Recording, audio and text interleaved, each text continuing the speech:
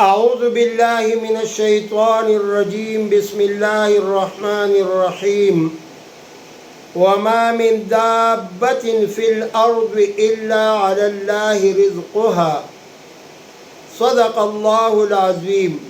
زي ما القاری دوست محمد یوټیوب چینل لا بیا تاسو ته مخاطب یم.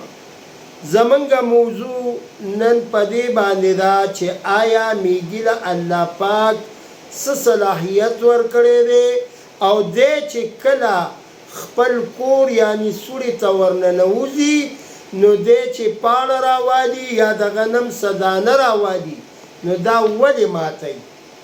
هغې کې څه وجوهات دي هغه تاسو ته زه په دې یوټیوب چینل کې ږدم. دا غور سره واورئ، خو دا بیا د نورو خلکو ته هم شیر کوئ او ورسره زما دا چینل لازمي ګورئ. زه د سوزر د وجې نه بیمار شوی وم نو مونږه دا چینل څه وخت پورې بند کړی و. انشاءالله بیا به روزانه تاسو نوې نوې واقعګانې ګورئ. میږی چې کله پاڼه یا دانه وغیره چې د دې کم خوراکه ده دا راواخلي او د خوله کې دا نیولې وي او د خپلې سوړې ته یعنې خپل کور ته داخلیږي نو دا یاد ساتئ دا غنم دانه یا پاڼه وغیره دا روغه ثابته نږدي. الله پاک دې میږي له دا هم د الله پاک مخلوق دی، ځکه الله پاک قرآن پاک کې فرمایي وما من دابة فی الارض الا علی الله رزقها، یعنی رزق ډیوټي الله پاک کوئی دا مات په ذمه ده. تاسو کوشئ احبطوا مصرا، تاسو کوشئ او په دې ځمکه کې خواره شئ.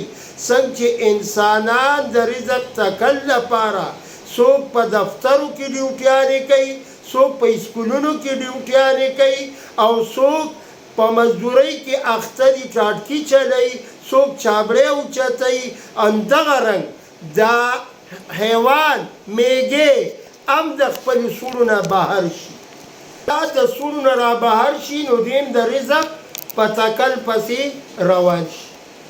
الله پاک دوی له همت ورکړی دی، طاقت یې ورکړی دی او بیا ول دا صلاحیت ورکړی دی چې دوی کم وخت کې غلا خپلو سوړو ته دننه کړي. نو ګورئ دا یاد ساتئ دا دوی جمع کوي، دوی په یو ځل باندې دا غله نه خوري.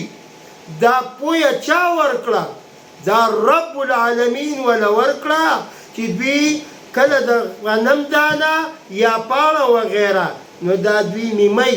د دې وجې نه چې یاره دا په دې ځمکه کې کرونده کوي، هسې نه چې زمونږ دا کور دا په دې سره بند شي او یا ختم شي. ګوره میږی څومره هوښیار دی او د ده د هوښیارتوب به یو واقعه هم تاسو ته زه ذکر کوم او د ده د همت چې دی څومره همت کوي دا موږ له سبق دی.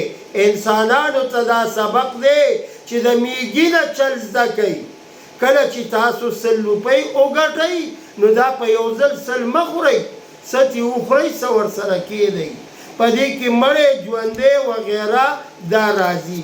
نو میږي بغیر د مړي ژوندي نه الله پاک وله دا پویه ورکړې ده چې دا د غنم دانه یا پاڼه وغیره دا دوی را جمع کوي.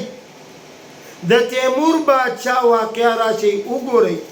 تیمور بادشاه هغه تللی دی په سفر باندې او جهاد کوي، د جهاد په سفر روان دی. خو چې کله تیمور بادشاه لاړ غزا ته نو دی همت بیلو نو د څه د وجې نه دوی را روان شو. تیمور بادشاه چې کوم وخت کې خپل مقام ته راغی نو دی وی کته په دیوال یو میږی روان دی چې چوینټي ورته تاسو وایئ. دا میږی روان دی د ځان نه غټه دانه نیولې ده خو لیکن همت نه بلی نه بیلي په دیوار باندې داسې مزل کوي او بیا را پریوځي. نو دویم کرتی بیا مزل شروع کو نو په دریم ځلم دی را پریوته. باچا ورته حیران دی چې دا میږی څومره همت کوي یو ځل را پریوته بیا روان شو، دویم ځل را پریوته بیا روان شو، دریم ځل را پریوتو، حتی چې 9 پیرې دا میږی را پریوتی دی، خو لیکن همت یې نه دی بایللی. په 10م ځل باندې د خپل مقام ته ورسېده. تیمور بادشاه فوراً آواز وکړو، اعلان کوي ای زما سپیانو، ای زما فوجیانو، ټول را روان شئ جهاد لځو. خلک حیران شو چې باچا سلامت خو اوس راغی او جهاد بیلي لګیا دی، موږ یې هم راوستو او دوباره دی روانېږي. نو تیمور باچا ورته وایي چې موږ د میږي نه هم زیات کمزوري یو. میږی خپل مقام ته په 10م ځل باندې ځي. موږ انسانان یو، موږ له الله طاقت را کړی دی، موږ له الله عقل شعور را کړی دی، موږ له الله پاک ډېره پوهه صلاحیت را کړی دی. د هغې باوجود موږ به یو ځل جنګ بیلو نو بیا به همت نه کوو. نو چې کله تیمور باچا سره د فوجیانو واپس هماغه مقام ته ځي، الله پاک وله فتح ورکړه. د څه د وجې نه؟ د چا نه سبق واغسته؟ د یو میږي نه سبق واغست. موږ او تاسو له پکار دي چې د میږي نه موږ او تاسو سبق والي. میږی خپلې سوړې ته چې ځي دا دانه دې دپاره ماتئ چې یاره سلیمان علیه السلام د میږي سره خبرې کړي دي. یو ورځ سلیمان علیه السلام په لاره باندې تېرېده. سلیمان علیه السلام ورته میږي سره خبرې کوي. رب العالمین سلیمان علیه السلام لای دا طاقت هم ورکړی و چې هر څه په خبرو باندې به پوهېدلو. میږي ته وایي ای میږیای که ستا په ځای رب ذوالجلال یو انسان پیدا کړی وي نو الله رب ذوالجلال عبادت به کولی. میږی ورته رب العالمین ګویان کوي ای سلیمان علیه السلام خفه کېږمای، کم وخت کې چې زه اوده کېږمای آرام ته مونږ نږدې کېږو، خپلې سوړې ته او خپل کور ته مونږ دننه کېږو. په دې وړه ژبه باندې ای سلیمان علیه السلام 500 کرته الله یادو، بیا مونږ آرام کوو. 500 کرته میږی څه په نظر نه ښکارېد مونږ او تاسو ته. دیم د الله عبادت کوي نو الله به ولې میږي له رزق نه ورکوي؟ ځکه الله پاک فرمایي وما خلقت الجن والانس الا لیعبدون، ما انسان او پیری نه دی پیدا کړی مګر خپل عبادت لا. موږ او تاسو ګورې رزق له نه پیدا شوي، رزق الله ورکوي.